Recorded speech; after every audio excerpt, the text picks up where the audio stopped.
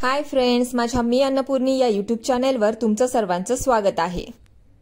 Friends, आज मी तुम्हाला पापडापासून एक साधी सोपी रेसिपी बनवून दाखवणार आहे। आज आपण बनवणार आहोत राजस्थानची फेमस पापड चुरी। फ्रेंड्स, ही रेसिपी बनवायला फार कमी साहित्य लागतं, घरच्या साहित्यांमध्ये बनते आणि झटपट होते। फ्रेंड्स, जे कोणी नवीन व्ह्यूअर्स आले असतील माझ्या चॅनेलवर त्यांनी प्लीज माझ्या चॅनेलला सबस्क्राइब करा आणि माझ्या व्हिडिओला लाईक करा। तर चला आपल्या रेसिपीला सुरुवात करूया। मी इथे तव्यामध्ये 1 चमचा तूप गरम करून घेतलेले आहे। यामध्ये मी आता 10 मिनी पापड भाजून घेणार आहे। या साइजचे पापड मी भाजून घेणार आहे।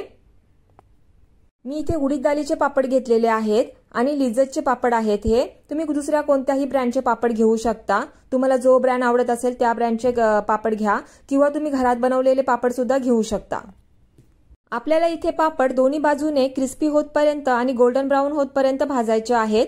कालथाने त्यांना दाबत राहायचं म्हणजे ते चांगल्या प्रकारे भाजून होतील। मी इथे पापड भाजून घेतलेले आहेत आणि आता ते मी काढून घेणार आहे। पहा, माझे पापड परफेक्ट भाजलेले आहेत। त्यांना मस्त गोल्डन ब्राउन रंग आलेला आहे आणि ते छान क्रिस्पी पण झालेले आहेत।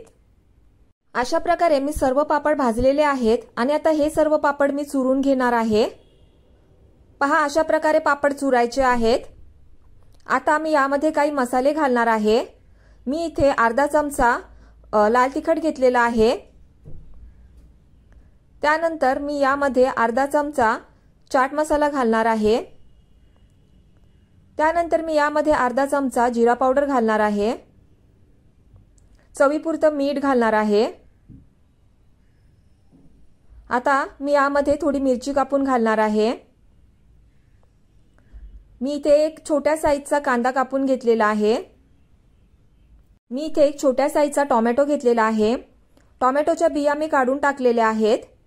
टोमॅटोच्या बिया घ्यायच्या नाही। जर तुम्ही टोमॅटोच्या बिया घेतल्यात तो जो पापड आहे तो नरम पडेल, म्हणून टोमॅटोच्या बिया घ्यायच्या नाहीत। आता मी यामध्ये बेसनची शेव घालणार आहे।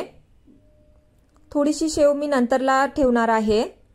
त्यानंतर यामध्ये मी थोडीशी कोथिंबीर घालणार आहे आणि एक अर्धा लिंबू पिळणार आहे। आता हे सर्व साहित्य मिक्स करून घ्यायचं आहे। साहित्य चांगल्या प्रकारे मिक्स करायचं, कारण जे मसाले घातले ते संपूर्ण साहित्याला लागले पाहिजेत। फ्रेंड्स, ही पापड चुरी जेव्हा तुम्हाला खायचं आहे तेव्हाच बनवत जा, हिला बनवून ठेवू नका, कारण जो पापड आहे तो नरम पडतो। यामध्ये आपण कांदा आणि टोमॅटो घातलाय। कांदा आणि टोमॅटोमुळे जो पापड आहे तो थोड्या वेळाने नरम पडतो। तर चला फ्रेंड्स, आता आपण या रेसिपीला सर्व करूया। फ्रेंड्स, तुम्हाला जर माझी ही रेसिपी आवडली असेल तर मला कमेंट बॉक्समध्ये कमेंट करून नक्की सांगा। फ्रेंड्स, प्लीज जाता जाता माझ्या व्हिडिओला लाईक करा। Thank you, bye.